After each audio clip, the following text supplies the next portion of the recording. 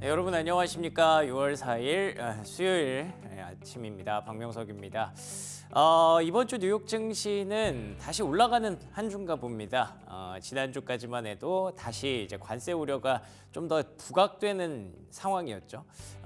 유럽발 관세 그리고 또 이제 미국과 중국 간의 어떤 좀 틀어지는 모습들, 거기다가 철강 관세, 추가 관세까지 얘기가 나오면서 지난주 막판에 좀 부진한 모습을 보였는데 이번 주에는 어제 우리가 또 대선으로 쉬어가는 기간 동안 뉴욕 증시 상승했고요. 오늘도 마찬가지로 이틀 연속 강세를 보였습니다. 이게 사실 우리가 타코 트레이드라고 어떻게 조롱 아닌 조롱을 하고 있습니다만 이게 트럼프 대통령 입장에서는 제가 봤을 때는 나쁘지 않은 그런 상황인 것 같습니다. 시장이 안 좋아질 때 필살기를 계속 꺼내면 되거든요.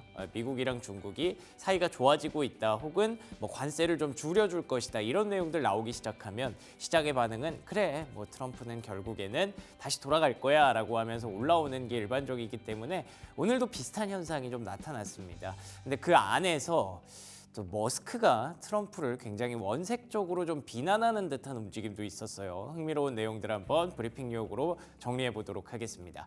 자, 먼저 3대 지수 마감 상황입니다. 보시는 것처럼 모두 상승했습니다. 모두 빨간불이죠. 다우지수 0.5%, 나스닥 지수 0.8%, 그리고 S&P 500 지수 현재 0.6% 상승하고 있는 그림인데요.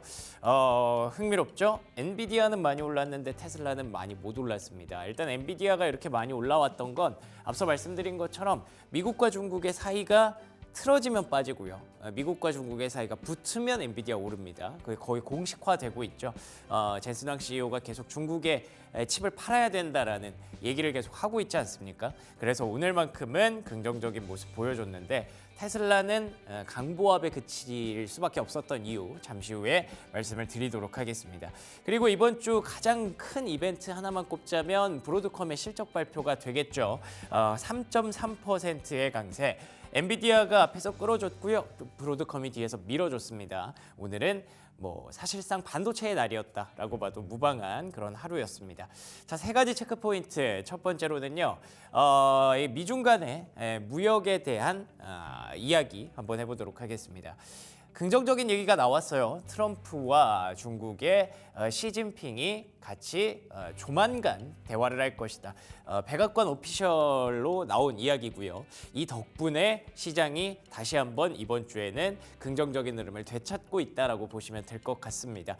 언제, 어떻게, 어디서 진행할지 아무것도 나온 거 없습니다. 근데 그렇지만 어쨌든 두 사람이 만날 것 같다라고 얘기하는 것만으로도 어느 정도 시장은 안도의 랠리를 보여줄 수 있는 흐름이었고요. 지난주에는 둘이 약간 티격태격했잖아요. 뭐 네가 잘못했네, 내가 잘못했네. 근데 그랬던 것들이 결국에는 서로를 불러내기 위한 그런 목적이었을까요? 베센트 장관도 그랬던 기억이 나는데 이제 두 사람이 만날 필요가 있다라는 얘기를 했었는데 그게 예고편이었던 것 같습니다.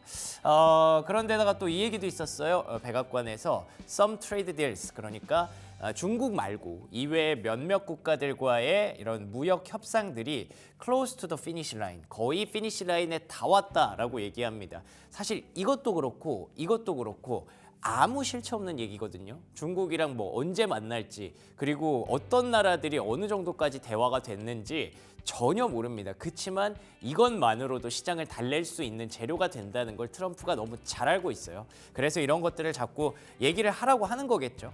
백악관 오피셜로 나온 거니까요. 뭐 이 정도의 뉘앙스 정도로만 이해하시면 될 것 같고요. 언제 나올지는 아무도 모르니까 그냥 참고만 하는 그런 뉴스가 될 수 있을 것 같습니다. 다음 장 넘겨주시면요. 근데 사실 속내를 들여다보면 이런 거예요.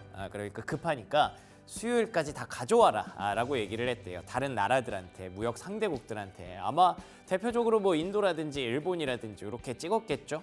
거의 대화가 어느 정도 마무리되고 있는 나라들. 이제 좀 긍정적인 뉴스들이 필요하니까 수요일까지 마지막 안을 가져와라 라고 어떻게 보면은 압박인 거죠.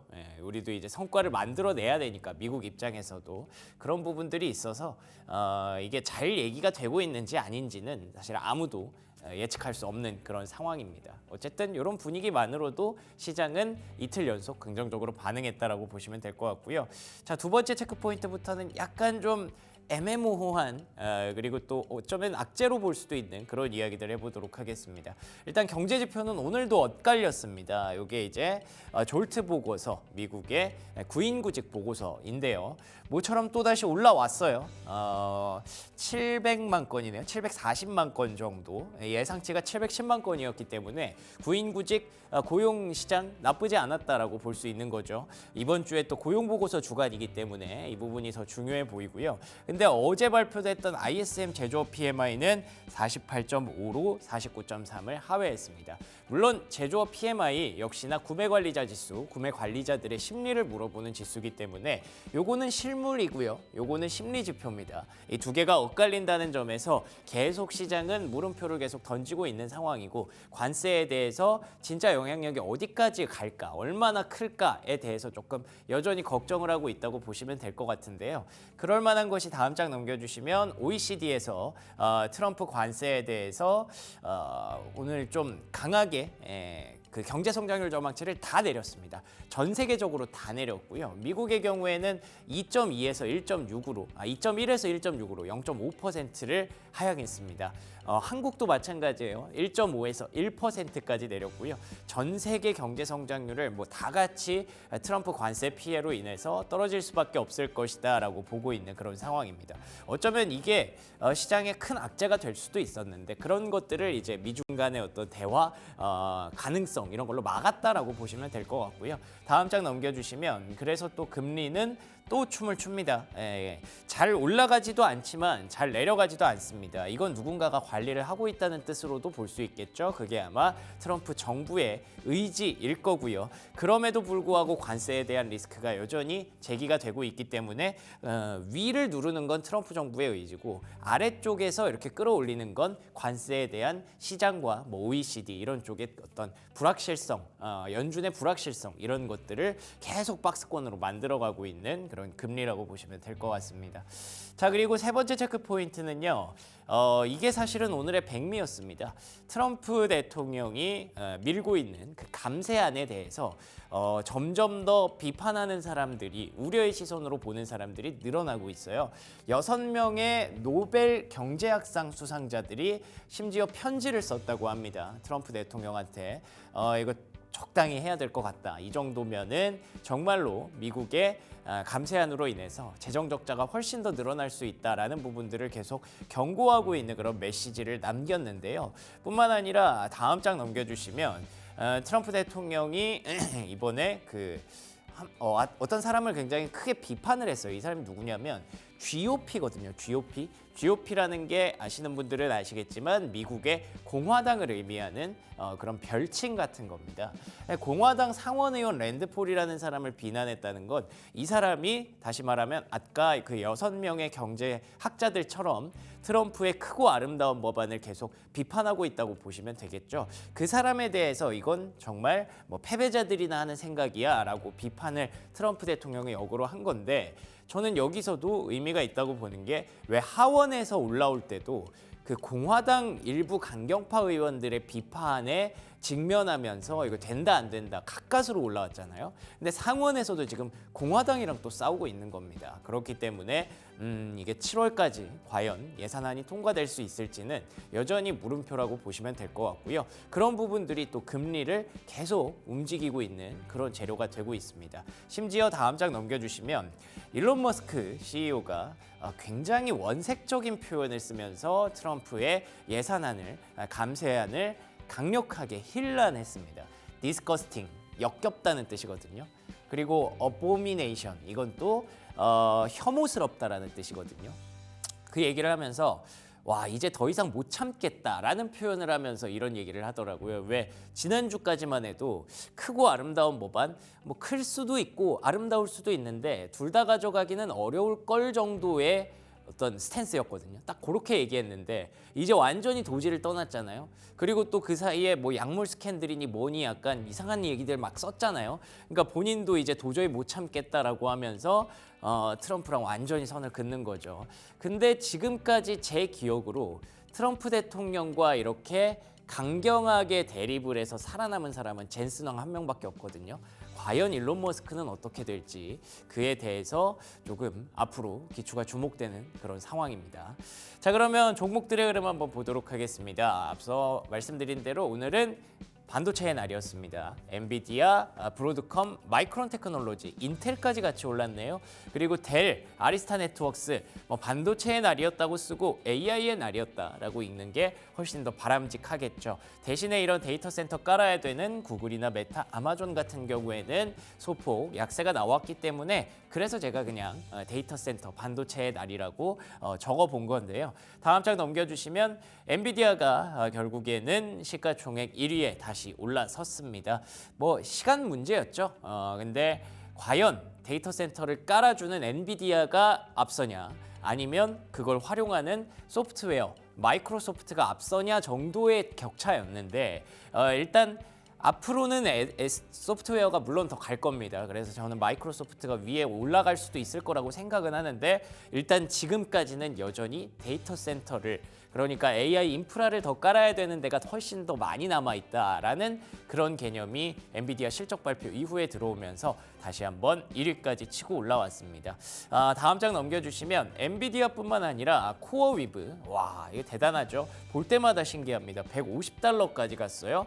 상장할 때 30달러였는데 불과 몇 달 지났죠? 한 2달 됐나요? 2달, 3달 정도 된 것 같은데 5배가 났습니다. 참 미국도 이런 종목이 은근히 나오고 있다는 게 미국이나 국장이나 크게 다르지는 않구나라는 생각도 좀 들기도 하고요. 브로드컴 연일 신고가 랠리입니다. 이게 점점 파이가 커질수록 데이터 센터의 파이가 커질수록 브로드컴이 할 일도 훨씬 더 많아질 것이다라는 기대감. 엔비디아 혼자 먹는 판이 아니라는 거죠. 그렇기 때문에 시장이 커져야 확실히 어떤 주도 섹터가 이렇게 나온다는 걸 다시 한번 느끼게 됩니다. 이번 주에 실적 발표하는데 마침 또 우리 현충일 날 발표하더라고요. 그래서 우리는 아마 다음 주에 다시 한번 체크를 해볼 수 있을 것 같습니다. 다음 장 넘겨주시면 이렇게 데이터 센터 많이 필요하다고 하면 돌려야 되는 게 역시나 전기고 에너지가 필요하겠죠. 그렇기 때문에 최근에 급락했던 태양광주가 다시 한번 올라오고 있습니다. 그래서 어제 신재생에너지, 대체에너지 ETF가 무려 4% 넘게 상승을 했고요. 여기에는 태양광뿐만 아니라 플러그파워 이런 기업도 같이 들어있기 때문에 이제 태양광, 풍력, 수소, ESS 이런 쪽으로 이어지는 대체 에너지도 지금 계속 다 필요하다.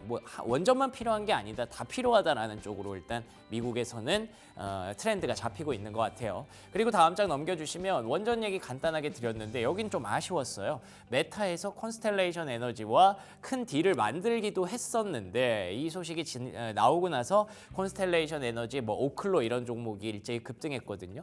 근데 보시는 것처럼 약보합에 그쳤습니다. 오클로는 무려 5% 급락을 했고요. 그래서 원전은 약간 단기적으로는 지금 힘에 붙이나 주가 측면에서만큼은 힘에 붙이나라는 생각도 가능할 것 같아요.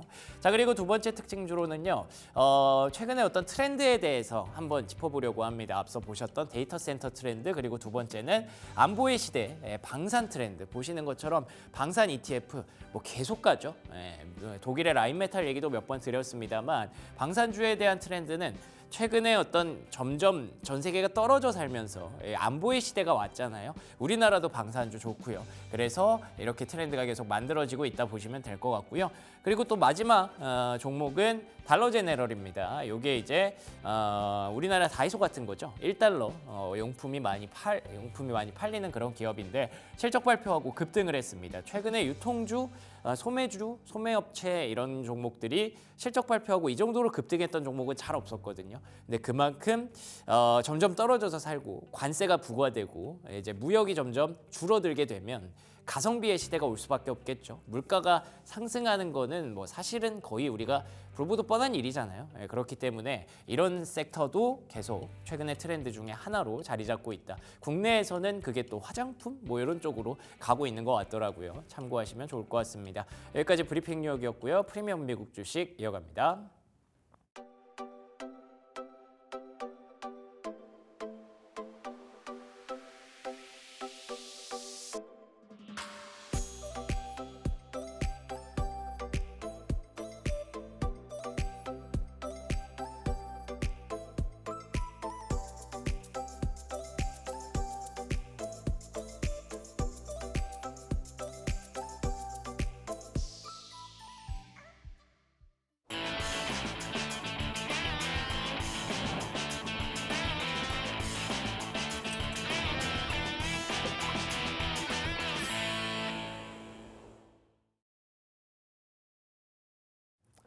프리미엄 미국 주식 들어왔습니다. 오늘은 독립리서치 P&J 손창현 팀장과 함께합니다. 안녕하십니까? 네, 안녕하십니까? 네, 반갑습니다.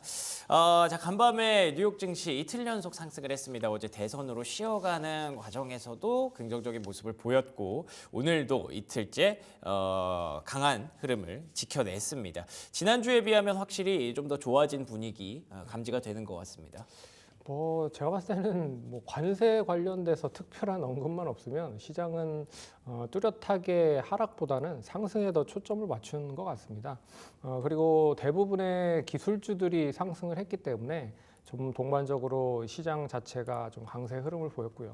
그리고 또 뒤에서 좀 잘 설명을 해드리겠지만 중국 시진핑 대표와 트럼프 대통령이 이제 조만간에 통화로 어떻게 보면 이 관세 관련된 협상을 진행을 할 수 있다라는 기대감이 가장 컸었던 것 같아요. 그래서 이 추가적인 관세가 얼마만큼 이 협상으로 좀 진행이 될지는 좀 눈여겨봐야겠지만 그래도 좀 최악은 좀 벗어난 게 아닌가라는 시각이 가장 컸었던 그런 시장의 흐름이 아니었을까라고 보고 있고요. 그런 점에서 시장은 뚜렷하게 상승을 아주 강하게 하는 것도 아니었지만 그렇다고 하락을 하는 것도 아니었기 때문에 전반적으로 좀 완만한 그런 시장의 흐름이 아니었나라고 평가를 해볼 수 있을 것 같습니다.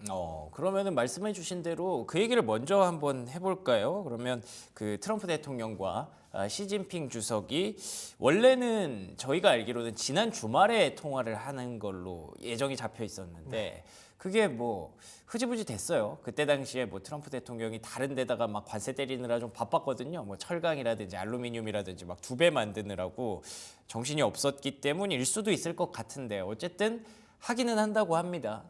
어떤 부분들이 좀 나올 수 있을까요?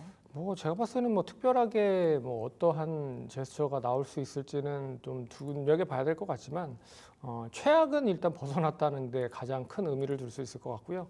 제가 악화만 추가적으로 되지 않는다고 하면 시장에 큰 무리는 없을 거라고 좀 보고 있습니다. 그리고 이 협상 자체를 하고 있는 것 자체가 일단 트럼프 대통령은 벼랑 끝 전술이라고 해서 상대를 끝까지 밀어내잖아요. 그런 다음에 협상을 하는 게 주로 많이 선호를 했기 때문에 그런 방향으로 또 이 협상을 좀 진행을 하는 게 아닌가라고 보고 있고 그리고 또 중국 시진핑 쪽 주석 같은 경우에는 참모들 위주로 결국에 사전 조율을 전제를 한 다음에 그리고 통화를 하는 경향이 많다.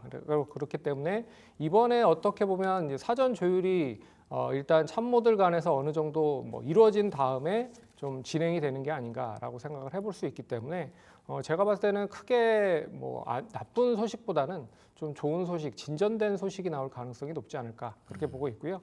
중국은 최근에 히토류 제한 관련돼서 계속 해제를 안 하고 있다라고 이제 미국 쪽에서 얘기를 좀 계속 하고 있기 때문에 거기에 대한 것도 어느 정도 좀 해제가 될 수 있다라는 것도 좀 눈여겨 보셔야 될 것 같고요.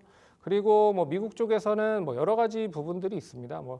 최근에 중국 유학생 비자 검증 강화 이야기도 있었고 그리고 여러 가지 차별적인 부분도 있었다라고 보고 있고 또 최근에는 철강 관련돼서 25%에서 50%로 또 일단 수입 관세에 대해서 높였기 때문에 이런 거를 다 감안을 해보면 결국에는 일단 둘 다 좀 급한 게 아닌가. 그래서 어느 정도 전화로 좀 협상을 좀 진행을 할 가능성이 높지 않을까 그렇게 좀 살펴봐야 될 것 같습니다. 알겠습니다. 저희가 몇 번을 기대를 했다가 약간 좀 꺾인 적도 있었어서 이게 진짜 이루어진다면 언제 이루어질지 어떤 얘기가 나올지 굉장히 궁금하기는 합니다만 지금 현재 또 좌초될 수도 있기 때문에 이 상황은 계속 나오는 대로 저희가 또 그때그때 업데이트를 해서 말씀을 드리겠습니다. 그리고 또 간밤에 중요했던 이슈 중에 하나는 역시나 엔비디아였던 것 같아요. 엔비디아가 시가총액 1위를 올라가는 과정에서 엔비디아 실적 발표 여파도 있겠습니다만 아마도 미중 간에 이렇게 대화가 이루어진다고 하니까 또 올라갔던 것도 있는 것 같아요. 어떻게 보셨습니까? 엔비디아가 중국에 상당히 좀 영향력이 높습니다. 그런 점에서 중국과 미국의 협상이 원활하게 좀 진행이 된다고 하면 가장 큰 수혜를 받을 수 있는 게 엔비디아가 아닌가라고 일단은 좀 생각을 해봐야 될 것 같고요. 최근의 이슈는 그겁니다. H20에 대한 수요를 다른 쪽에서 대체를 할 수 있느냐 라고 좀 보고 있는데 어느 정도 엔비디아가 이 부분도 생각을 해놓은 상황이기 때문에 뭐 상반기 6월 안으로는 HB20 관련돼서 대체 관련된 투자를 좀 진행을 해서 새로운 또 칩을 중국에 팔 수 있는 판로를 개척할 수 있지 않을까 그렇게 보고 있습니다. 근데 이게 왜 엔비디아가 더 이런 중국에 계속적으로 목을 메고 있느냐? 일단 매출 비중 자체가 나쁘지 않기 때문에다라고 좀 볼 수가 있을 것 같고, 그리고 이제 중국의 내재화 반도체 내재화가 계속 확대되고 있는 상황이에요. 그래서 창신 메모리, 이제 창신 반도체죠. 이 메모리 쪽, D램 쪽에 대한 투자와 뭐 낸드 쪽, 그리고 내년에는 HBM3까지도 이제 진출한다라고 얘기를 하고 있기 때문에 그런 점에서 엔비디아가 조금 부담을 갖고 있는 게 아닌가라고 생각을 할 수 있을 것 같고요. 또 뭐 하웨이도 내년에 이제 3나노까지 이제 파운드리 쪽에 대한 설계 칩을 확대를 한다라고 얘기를 하고 있기 때문에 뭐 엔비디아 쪽에서는 어떻게 해서든 이제 중국을 잡기 위한 여러 가지 방안을 좀 내놓을 가능성이 높다라고 볼 수 있을 것 같고, 그리고 AI 관련돼서 결국에는 가장 필요한 게 이 반도체죠. 그런 점에서 이 엔비디아 칩을 결국에는 뭐 딥시크라든지 여러 가지 칩을 통해서 중국이 진행을 하고 있지만 결국에 HBM 관련된 칩이 필요하다는 거죠. 저사양 관련된 칩임에도 불구하고 H20 관련된 것도 결국에 HBM 관련된 그런 칩이기 때문에 그런 점에서 엔비디아가 좀 공을 들이고 있는 게 아닌가라고 생각을 할 수 있을 것 같고요. 그리고 이제 중국의 다양한 기업들, 뭐 BYD라든지 그리고 샤오미, 뭐 텐센트 등이 이제 AI 쪽 관련된 사업을 원차 크게 좀 진행을 하려고 준비를 하고 있기 때문에 칩에 대한 수요도 확대가 될 수 있다라는 것도 제가 봤을 때는 엔비디아가 계속 공을 들이는 이유가 아닌가라고 생각을 해볼 필요가 있을 것 같습니다. 그렇습니다. 엔비디아 시가총액 1위를 지난 1월 이후로 5개월 만에 탈환을 했습니다. 다시 한번 반도체와 데이터 센터가 굉장히 세상에 많이 필요하다라는 것들을 입증한 결과였고요. 말씀해 주신 대로 미국이랑 중국이 이제 사이가 좋아지면 엔비디아가 또 하나의 큰 시장을 열 수가 있는 거기 때문에 지금 중국을 억지로 막고 있잖아요. 그런 부분들을 계속 젠스당 CEO가 어필을 하고 있고, 그래서 이런 미중 간의 긍정적인 얘기가 나올 때는 엔비디아, 아니면 둘이 약간 틀어진다 할 때는 엔비디아 하락, 뭐 이런 쪽으로 공식화해서 보셔도 무리가 없을 것 같습니다. 자, 그러면 다른 얘기들 좀 해보도록 하겠습니다. 간밤에 나왔던 OECD 경제 성장률 전망치가 뭐 전 세계 다 내렸고요. 그렇죠. 미국과 대한민국을 가장 크게 내렸다고 하더라고요. 역시나 트리거는 배경은 관세였습니다. 어떻게 보셨나요? 뭐 OECD 미국 경제 성장률이 작년까지만 해도 2.8%였습니다. 성장률이. 근데 올해 3월에 2.2%로 낮아지더니 또 최근에는 1.6%로 또 맞아요. 낮아졌어요. 그렇기 때문에 일단 뭐 여러 가지에 대한 트리거 중에 가장 핵심은 이제 관세 불확실성이다라고 좀 볼 수 있을 것 같고, 그리고 신용등급 강등도 여기에 뭐 한몫을 했다라고 좀 볼 수 있을 것 같고요. 그런 점에서 인플레이션이 야기된다고 하면 기업에 대한 투자도 뭐 상당히 좀 제한적일 가능성이 높고, 그리고 최근에 이제 순 이민자도 계속 감소가 되고 있기 때문에 그런 점에서 고용에 대한 것도 좀 부담이 된다라고 보면 이런 점을 통합해서는 이 관련돼서 경제 성장률이 좀 낮아지는 게 아닌가라고 생각을 해볼 수 있을 것 같고요. 그리고 미국의 이제 4월 구인 건수 예상치도 일단은 뭐 상회를 했다라고 하는 거는 좀 의미를 좀 둘 수 있을 것 같습니다. 제가 봤을 때는 이제 미국 내 이제 구인 기업이 원하는 그런 고용에 대한 게 좀 늘어났다라고 좀 보고 있기 때문에 전월 대비해 봤을 때 약 20만 건 정도가 늘어났다라는 거는 좀 눈여겨 보셔야 될 것 같고요. 그 중에서도 이제 뭐 제가 보고 있는 건 이제 자발적 퇴진인데 일단 퇴직 관련돼서는 이제 많이 하면 할수록 결국에는 다른 쪽에 구직을 할 수 있다라는 이제 기대감이 구직자에게는 좀 이어질 수 있다라고 보고 있는데 이게 좀 줄어들고 있다라고 보고 있습니다. 그래서 구직하기가 어려운 그런 트리거가 계속 만들어지고 있는 게 아닌가라고 생각을 해볼 수 있기 때문에 좀 눈여겨 보셔야 될 대목이다라고 볼 수가 있을 것 같고요. 하지만 이제 생각보다 좋은 고용 지표에도 불구하고 여러 가지 뭐 제조업 신규 주문 같은 경우에는 또 별로 좋지 않았어요. 그렇기 때문에 이게 뭐 어떤 지표를 하나로 놓고 뭐 좋아진다, 나빠진다 이렇게 평가를 하기가 좀 상당히 더 까다로워지고 있고, 그리고 관세가 계속 장기화되면 될수록 더 평가나 분석이 어려워지고 있기 때문에 제가 봤을 때는 조금 관세가 얼마만큼 빠르게 좀 해소가 되는지가 가장 큰 관건이다라고 봐야 될 것 같습니다. 그러니까요. 이 관세 때문에 여간 머리가 안 아픈 게 아닙니다. 그러니까 계속 지표들이 너무 엇갈려요. 뭐 고용은 또 생각보다 괜찮고, 근데 또 심리 지표들은 여전히 불안한 상황이고, 이런 부분들을 계속 밸런스를 맞춰가면서 뭐 물론 증시는 조금씩 실물 경기 쪽에 손을 들어주고 있습니다만 OECD까지 이렇게 얘기를 하니까 여전히 좀 불안한 건 뭐 어쩔 수 없는 사실인 것 같습니다. 그럼에도 불구하고 트럼프 대통령은 이 관세를 점점 더 옹호를 하면서 꼭 끝까지 밀고 가겠다라는 의지를 보였다고 해요. 어떻게 보셨나요? 예, 제가 봤을 때는 뭐 트럼프 대통령이 관세를 뭐 계속 이야기를 할 수밖에 없는 게 결국에 이제 관세를 통해서 뭐 미국의 적자를 좀 탈피하겠다. 네, 감세도 밀어붙여야 이게 되고. 그 가장 네. 큰 목표잖아요. 네. 그렇기 때문에 관세를 계속적으로 진행을 할 수밖에 없다라고 좀 볼 수 있을 것 같고, 그리고 이제 국내 다양한 그러니까 미국이죠. 미국의 다양한 산업들을 보호하자는 의미도 있는 것 같습니다. 그리고 리쇼어링이라고 해서 미국 내 사업을 조금 크게 생산국으로 만들겠다라고 하는 의지도 있기 때문에 뭐 이런 부분을 봤을 때는 뭐 미국 입장에서는 좋죠. 근데 다른 나라들과 비교를 해봤을 때는 상당히 좀 뭐 인플레이션이 높아질 수 있을 가능성이 높은 그런 흐름이 전개될 가능성이 높다라고 볼 수 있기 때문에 제가 봤을 때는 이게 얼마만큼 또 장기화가 되는지가 문제일 것 같다. 그리고 미국 트럼프 대통령이 결국엔 이거를 좀 정치적인 의도로도 사용을 하는 게 아닌가라는 전 생각을 해볼 수 있을 것 같아요. 그래서 이게 얼마만큼 이제 뭐 해외 시장 쪽, 글로벌적으로 영향을 미치는지는 조금 더 계속 지켜봐야겠지만 결국에는 뭐 별로 그렇게 장기화가 되고 뭐 길어진다라고 하면 좋지는 않을 거다. 미국도 그렇고 글로벌적으로도 그렇고요. 그래서 계속적으로 뭐 관심을 좀 가지셔야 될 것 같고, 그리고 최근에 이제 상호관세 심리를 한다라고 해서 미 사법부에 이 얘기를 하고 있기 때문에 뭐 압박을 하고 있는 상황이죠. 그래서 이 사법부가 일단 어느 정도 제재를 하고 좀 기다려 보겠다, 확인을 해보겠다라고 얘기를 하지만 이 트럼프 입장에서는 어떻게 보면 여기에서 제재를 하면 상당히 좀 피해를 입을 가능성이 높거든요. 그렇기 때문에 계속적으로 사법부에 조금 이 부분을 좀 해소를 해달라라고 하는 그런 이야기를 계속 하는 게 아닌가라고 하는 것 같습니다. 예. 그렇죠.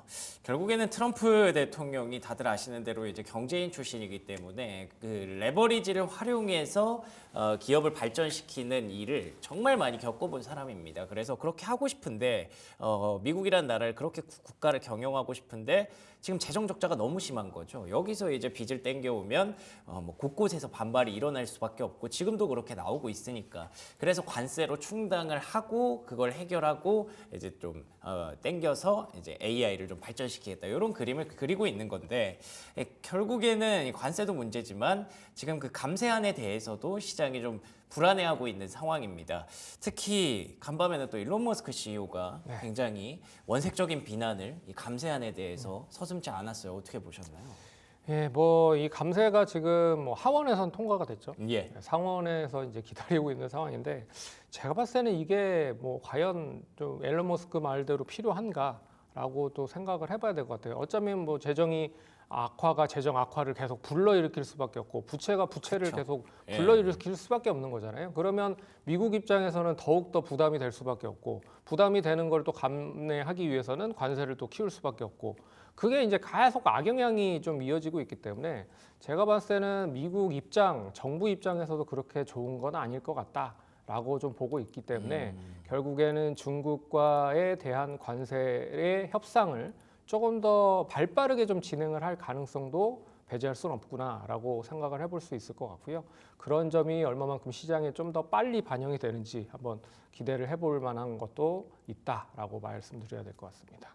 그러면 뭐 감세안이 상원을 통과해서 진짜로 실현이 될 가능성이 아직 좀 두고 봐야 된다라는 입장이신 거죠? 뭐 두고 봐야겠지만 네. 뭐 근데 또 이 그 관련돼서는 제가 봤을 때는 조금 더 이 통과에 대한 가능성에 무게를 두고 있는 것 같긴 하더라고요. 통과되기는 돼요. 네, 그런데 조금 봐야 될 것 같습니다. 이게 만약에 통과가 되면 일단 미국 입장에서도 그렇게 좋은 것 같지는 않고 그리고 음. 지금 반대를 하고 있는 입장도 상당히 좀 많은 걸로 알고 있어요. 맞아요. 예. 그리고 공화당 내에서도 맞아요. 반대를 조금만 더 하면 이게 이제 부결이 될 가능성이 높기 때문에 음. 제가 봤을 때는 조금 더 지켜봐야 되지 않을까 그렇게 좀 살펴봐야 될 것 같습니다. 알겠습니다. 사원을 통과하는 과정에서도 좀 잡음이 많았고 그때 불확실성이 증시에 반영이 됐었는데 상원도 만만치는 않을 것 같습니다. 된다고 해도 문제, 안 된다고 해도 불확실성 때문에 문제.